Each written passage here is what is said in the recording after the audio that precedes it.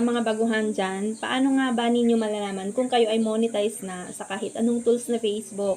So, lahat po ng tools ngayon ng Facebook ay by invitations na lang po siya lahat. So, may nakalagay na requirements sa content monetization para doon sa mga waiting list or nasa wait list na numbers of followers and views ay kahit hindi nyo siya ma-meet, ay pwede pa rin kayong ma-invite dahil by invitation pa rin naman po siya.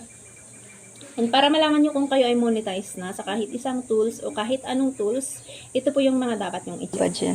Open nyo lamang ang inyong Facebook and then pindutin nyo po dito sa notification. If kayo ay invited na, makakatanggap kayo ng notifications dito na pwede na kayong mag-earn sa stars, subscriptions, or content monetization o iba pang tools. Ngayon, if hindi po kayo naka-receive dito, pwede nyo pa rin namang i-check dito sa inyong professional dashboard. Pindutin nyo lamang po ito.